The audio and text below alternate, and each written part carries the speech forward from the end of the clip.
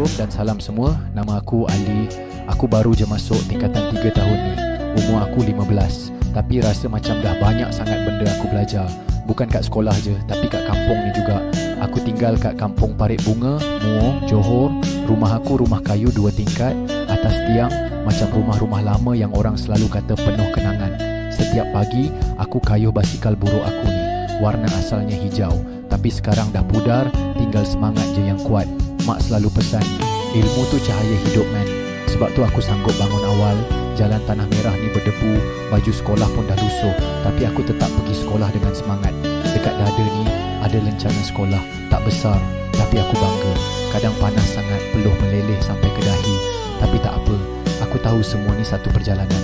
Dalam beg sandang aku ni ada buku dan ada bekal mak bungkus dalam carrier bertingkat. Nasi goreng semalam, tapi bila mak yang masak macam makan kat hotel. Aku tak pandai sangat, tapi aku suka dengar cikgu cerita. Kadang-kadang aku bayang satu hari nanti aku jadi cikgu juga, atau pelukis, atau penulis, atau apa-apa je yang boleh bantu orang lain dan buat mak senyum. Aku mungkin budak kampung, tapi aku ada impian yang besar. Dan aku percaya, walaupun jalan aku berdebu, impian aku tetap bercahaya. Jom ikut cerita budak. Beginilah kehidupan aku. Setiap hari mengayuh basikal ke sekolah. Begitu juga dengan budak-budak kampung yang lain. Laluan berdebu, matahari terpacak atas kepala, tapi semua tu dah jadi biasa. Basikal ni, walaupun dah lama, tayar pun tak berapa nak bulat, tapi dialah teman setia aku. Setiap pagi, dia bawa aku ke ilmu, dan setiap petang, dia hantar aku pulang ke rumah. Kadang-kadang, aku tengok kawan-kawan aku, baju pun lusuh macam aku, tapi muka tetap ceria. Sebab kami tahu, ilmu tu jalan keluar dari kesusahan. Mak selalu pesan, kalau nak ubah nasib, jangan tinggal sekolah. Kadang aku letih, kadang rasa nak berhenti, tapi aku ingat impian aku, nak jadi cikgu. Nak balik sini, ajar budak-budak kampung macam aku. Sebab aku tahu, satu hari nanti, basikal buruk ni akan jadi.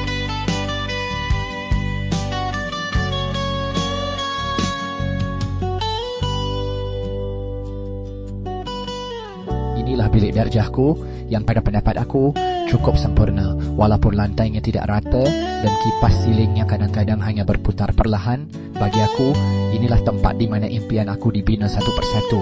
Dinding kayunya tua, penuh lubang kecil, tempat cahaya matahari menyelinap masuk. Tapi sinar itulah yang selalu temani aku waktu belajar. Di depan, papan hitam lama, dipenuhi tulisan kapur, kadang kabur. Tapi cikgu tetap semangat mengajar. Guna pen pointer bukan laser pointer. Meja aku ni, kayu dia dah sengat sikit, tapi aku sayang. Setiap hari aku letak beg kain aku kat tepi dan bekal nasi lemak mak bungkus dengan pipin hijau yang dah kemik sikit. Bau nasi tu campur dengan bau kapur tulis dan habuk kayu dah jadi aroma harian dalam hidup aku.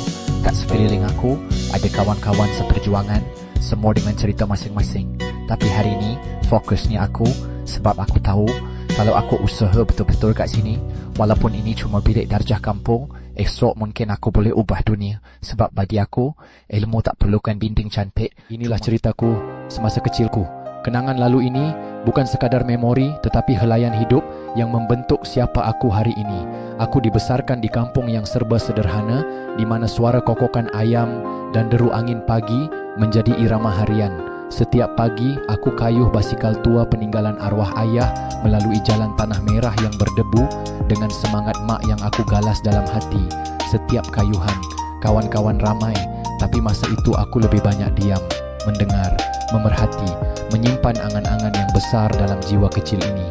Ikutilah kisah hidup budak kampung ini yang membesar dengan harapan, berpaut pada kasih mak dan mimpi yang tak pernah lupa.